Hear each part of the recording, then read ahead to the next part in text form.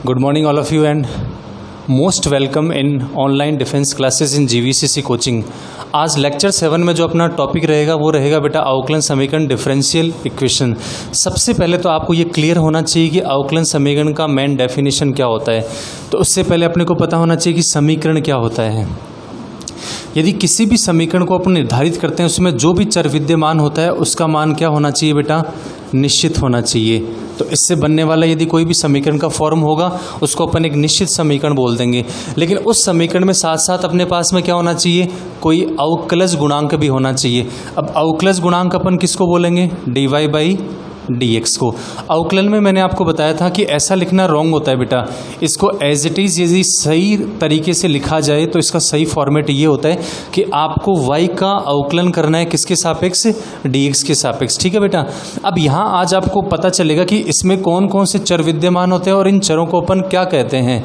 सबसे पहले x के सापेक्ष इसका अवकलन कर रहे हैं तो x को तो बोलते हैं बेटा अपन स्वतंत्र चर।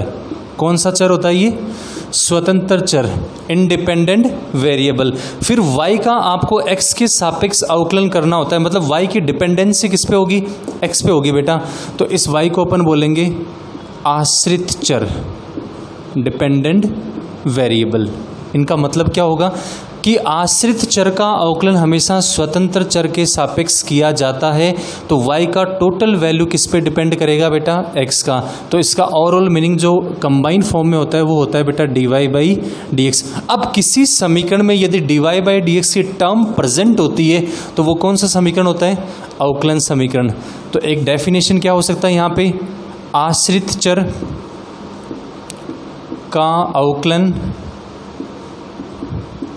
स्वतंत्र चर के सापेक्ष हो तो आपको कौन सी टर्म मिलेगी, dy/dx। और इससे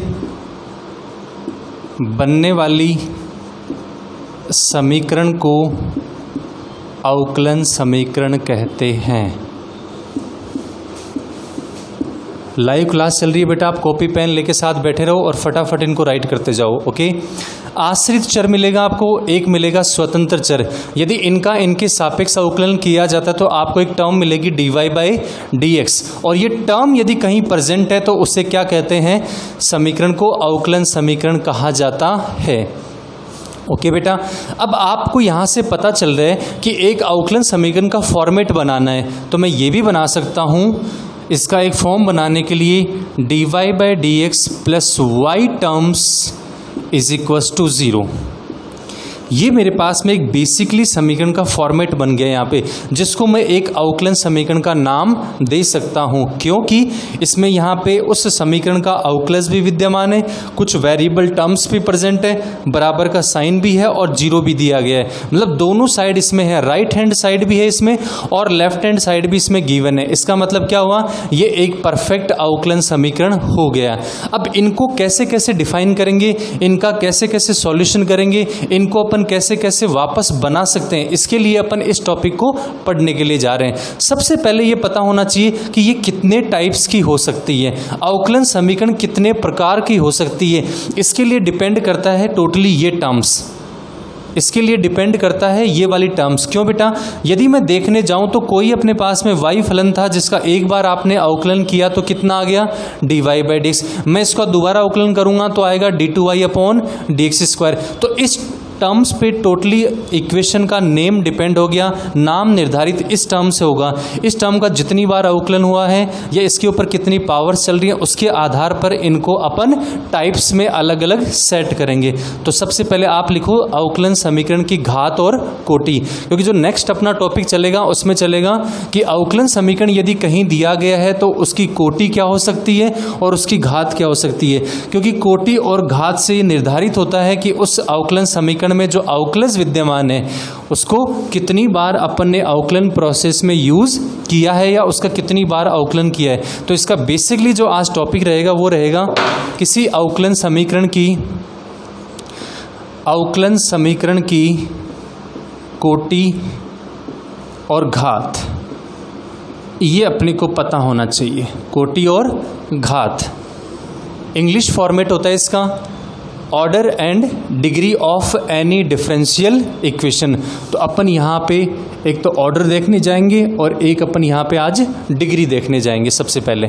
ओके बेटा, इनका अपने को बेसिकली फॉर्मेट में पता होना चाहिए, क्योंकि यदि किसी अवकलन समीकरण का कोटि और घात पता होगा तो उसको सॉल्व करने में उतना ही इजी प्रोसेस रहेगा। ओके, सबसे पहले अपने पास में होना चाहिए कोटि। अब ये कोटि क्या होता है? देखो बेटा, जो भी अवकलन समीकरण अपने पास में विद्यमान है उसका अवकलज वहाँ पे कितनी बार हुआ है वो उस अवकलन समीकरण की क्या कहलाती है बेटा? कोटि। जैसे अभी मैं एक साइन नोटेशन यूज़ कर रहा हूँ dy/dx, कहने का मतलब एक y फलन था जिसका कितनी बार अवकलन किया आपने? एक बार। तो इसकी कोटि मैं क्या बोल सकता हूँ बेटा? 1 हो जाएगी। तो इसकी कोटि यहाँ पे कितनी हो जाएगी? 1 हो जाएगी, क्योंकि अवकलन भी कितनी बार हुआ है? 1 बार। इसी प्रकार यदि मैं इसका 2 बार अवकलन करूं, यदि मैं इसी फलन का 2 बार अवकलन करूं तो मेरा लिखने का मेथड ये होगा। बेटा ये जो नोटेशन होता है ना वो तो अवकलज को शो करता है। किसका अवकलज करना है? इस वाले का करना है आपको। तो इसको पहले ये लिखने का मेथड होता है। अब ये टोटली लिखा जाएगा d2y/dx²। यदि मैं इसकी कोटि देखूं तो कितना हो जाएगा बेटा? 2, क्योंकि आपने कितनी बार अवकलन किया है?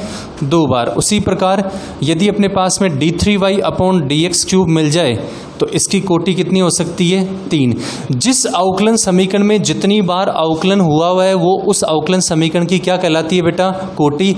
तो इसका शॉर्ट डेफिनेशन क्या हुआ कोटि का? जितनी बार अवकलन होता है वो क्या कहलाती है आपकी? कोटि। ये शॉर्ट में आप राइट कर लो कि फलन का जितनी बार अवकलन होता है वो उसकी क्या कहलाती है? कोटि। नेक्स्ट इसमें इंपॉर्टेंट आता है बेटा घात। नेक्स्ट इसमें क्या आता है? घात। अब ये घात क्या होती है? सबसे पहले घात के कुछ रूल्स हैं बेटा जो आपको पता होने चाहिए कि कौन कौन से रूल्स के अकॉर्डिंग अपन किसी अवकलन समीकरण की घात को फाइंड आउट कर सकते हैं। सबसे पहला इसमें दी हुई अवकलन समीकरण हमेशा एक परिभाषित बहुपदीय होनी चाहिए, ये इसकी पहली शर्त है। दूसरा, घात हमेशा एक प्राकृतिक संख्या होती है, प्राकृतिक संख्या होती है। अब ये प्राकृतिक संख्या क्या होती है बेटा? नेचुरल नंबर कहाँ से स्टार्ट होते हैं? 1, 2, 3 इनमें होनी चाहिए। यदि घात नेगेटिव नंबर या मतलब ऋणात्मक संख्या या भिन्नों में है, भिन्नों में है तो उसे परिवर्तित करें, उसे परिवर्तित करें। वो आपका कोई भी रूल हो सकता है, स्क्वायर करो, क्यूब करो, वो जो भी क्वेश्चन के अकॉर्डिंग आपको कंफर्म पता चल जाएगा। तो घात को निकालने के लिए 3 मेरे पास में कंडीशन है। वो कौन कौन सी है? सबसे पहले दिए हुए समीकरण को हमेशा एक परिभाषित बहुपदीय होना चाहिए। परिभाषित बहुपदीय क्या होता है? एग्जाम्पल से मैं क्लियर करता हूँ। दूसरा, घात हमेशा एक प्राकृतिक संख्या होनी चाहिए, हर कोई नंबर नहीं होना चाहिए। तीसरा, घात नेगेटिव नंबर या भिन्नों में है तो उसको क्या करें बेटा? आप परिवर्तित करें। ये छोटे छोटे शॉर्ट नोट्स हैं जिनको बेटा आप साथ साथ में राइट करते जाइए और इनको आपको याद रखने हैं, क्योंकि आप इनको डायरेक्ट काम में लेंगे जब क्वेश्चन के लिए कोटि और घात के क्वेश्चन पूछे जाएंगे।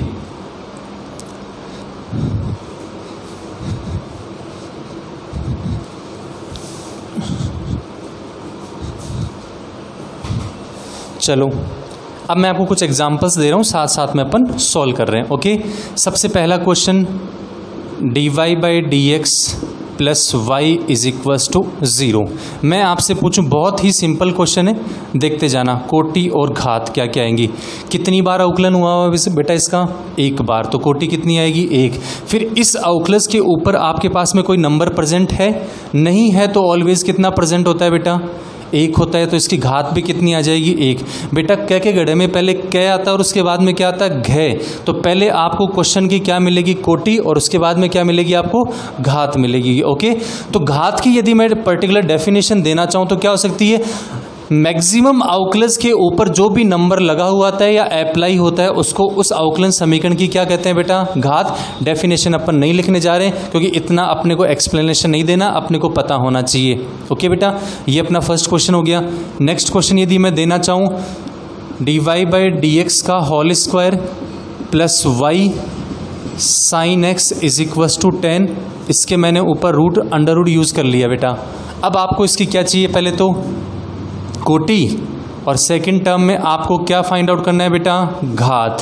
फटाफट मुझे सॉल्यूशन कमेंट कर दीजिए या बता दीजिए क्या क्या हो सकता है। अब यहाँ पे पहले अंडर रूट फॉर्म है, आप पहले इसको बेटा रिमूव करो। अंडर रूट फॉर्म करोगे तो यहाँ पे दोनों तरफ क्या करोगे बेटा, आप स्क्वायर फॉर्म यूज़ करेंगे। स्क्वायर यूज़ करोगे तो यहाँ पे कितना होगा dy/dx का whole square plus y sine x is equal to 10 का होल स्क्वायर। यदि मैं कोटि देखना चाहूँ तो कितना हो सकता है 1, घात देखना चाहूँ तो कितना हो सकता है, घात देखना चाहूँ तो कितना हो सकता है 2, क्योंकि ये इसके ऊपर कितना नंबर लगा हुआ है बेटा 2, तो यहाँ पे कितना हो सकता है ये 2।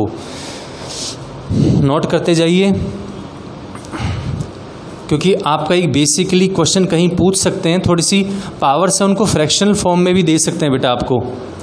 अब ये घात परिभाषित कहाँ नहीं होती, इसका एक एग्जाम्पल बता देता हूँ मैं आपको। जैसे क्वेश्चन आ गया आपके पास sine dy/dx plus y cos x is equal to 10, y cos x is equal to 10। Hello hello, अच्छा नेक्स्ट अपना एग्जाम्पल था बेटा sine dy/dx plus y cos x is equal to 10। अब देखो बेटा यहाँ पे, अब आपको देखने में पता चल जाएगा कि इस अवकलन समीकरण की जो आपके पास में घात है और वो कोटि क्या क्या हो सकती है। कोटि देखना चाहो तो आपके पास में इसमें कितनी बार अवकलन हुआ है 1 बार, तो मैं इसकी कोटि तो कितनी लिख सकता हूँ बेटा 1, कितनी लिख सकता हूँ 1। अब मैं घात को पढ़ने जा रहा हूँ बेटा, मैंने घात के लिए स्पेशल शर्त बता रही है, हर अवकलन समीकरण में कोटि मिलेगी लेकिन हर अवकलन समीकरण में आपको घात नहीं मिलेगी। उसके लिए आपको एक बहुपदीय होना चाहिए लेकिन परिभाषित भी होना चाहिए। बहुपदीय का मतलब क्या होता है, उसमें चर अचर या बहुत सारे पद हो सकते हैं, लेकिन परिभाषित का मतलब हुआ साइन के बाद में तो कभी dy/dx नहीं आता, साइन के बाद में हमेशा एक कोण आता है। क्या आता है बेटा कोण, और कोण का जब निश्चित मान होता है तो उसका अवकलन dy/dx नहीं होता, उसका अवकलन कितना होता है बेटा 0, उसका अवकलन कितना होता है 0। तो ये एक परिभाषित बहुपदीय फलन नहीं है। अच्छा ठीक है, कोई बात नहीं है तो क्या इसको चेंज कर सकते हैं क्या, मैं साइन को यहाँ से रिप्लेस भी नहीं कर सकता हूँ। यदि साइन को सेकंड साइड में अपन चेंज करते तो ये फॉर्म नहीं होती, तो अपन चेंज कर सकते, ये किस में चला जाता साइन इनवर्स 10 में, तब तो ये परिभाषित बन जाता। लेकिन इस पूरी की पूरी कंडीशन में ये परिभाषित नहीं हुआ तो यहाँ पे घात का कोई मान निश्चित नहीं होगा। समझ में आ गया बेटा। हाँ, यहाँ क्या क्या हो सकता है, यहाँ साइन x हो सकता है, साइन y हो सकता है या साइन xy हो सकता है, और टर्म नहीं हो सकती बेटा। अच्छा इसका ही मैं एक अल्टरनेट एग्जाम्पल आपको देने जा रहा हूँ। I इज इक्वल्स टू कोई डिफरेंशियल इक्वेशन बना दें अपन, अवकलन समीकरण बना दें इसी फॉर्मेट का, sine d2y upon dx square is equals to x plus y। ये मैंने क्वेश्चन बना दिया एक। सबसे पहले कोटि आपको कितनी मिल जाएगी, कितनी बार अवकलन हुआ है 2, घात को देखने जाऊंगा बेटा कितना होगा। सबसे पहले परिभाषित नहीं है तो क्या इसको परिभाषित अपन बना सकते हैं क्या, हाँ मैं साइन को इधर रिमूव कर सकता हूँ। यदि साइन यहाँ पे यूज़ करेंगे तो ये फॉर्मेट बन जाएगा साइन इनवर्स। तो ये क्वेश्चन क्या रहेगा d2y upon dx square is equals to sine inverse x plus y. Yes, तो अब यहाँ पे इसके ऊपर हाईएस्ट पावर कितनी है बेटा, कुछ भी मेंशन नहीं है, तो 1 तो है, तो इसकी घात कितनी हो जाएगी 1। ये आपका यहाँ पे आंसर फाइंड आउट हो गया। तो आज अपना जो बेसिकली टॉपिक चल रहा था वो कौन सा चल रहा था बेटा, कि अवकलन समीकरण क्या होती है और उसकी कोटि और घात को कैसे फाइंड आउट करते हैं। मैं वापस थोड़ा सा रिपीट कर देता हूँ। कोटि आपको हर क्वेश्चन या अवकलन समीकरण में मिलेगी, लेकिन घात को सर्च करने से पहले या घात का मान ज्ञात करने के लिए आपको उस अवकलन समीकरण को रीड करना पड़ेगा। यदि वो एक परिभाषित अवकलन समीकरण है तो घात फाइंड आउट हो जाएगा, वरना उसको क्या करना पड़ेगा बेटा, चेंज। और एग्जाम्पल्स आपके पास एमपीपी में है या अपनी गाइड्स में, उनको आप सॉल्व करना। जो भी डाउट्स हैं उनको अपन क्लास में क्लियर करेंगे। ओके, अब इसका जो नेक्स्ट टॉपिक चलेगा वो ये होगा कि किसी साधारण समीकरण से अवकलन समीकरण को कैसे बनाते हैं अपन। किसी साधारण समीकरण से अवकलन समीकरण को बनाते कैसे हैं। फिर उसके बाद में जो टॉपिक चलेगा वो ये चलेगा कि उस अवकलन समीकरण से वापस कैसे साधारण समीकरण अपन बना सकते हैं। ओके, तो आपका जो नेक्स्ट टॉपिक रहेगा उसमें आप हेडिंग नोट करो, साधारण समीकरण से अवकलन समीकरण का निर्माण करना। नेक्स्ट चलेगा साधारण समीकरण से अवकलन समीकरण का निर्माण। ये कैसे हो सकता है, इसमें आपको एक बेसिकली शॉर्ट फॉर्म देता हूं। अवकलन समीकरण में जितने स्वेच्छ अचर दिए गए हों, क्या दिए गए हों, स्वेच्छ अचर, उतनी बार उसका क्या करना है आपको अवकलन। फिर उसके बाद में क्या करना है, स्वेच्छ अचर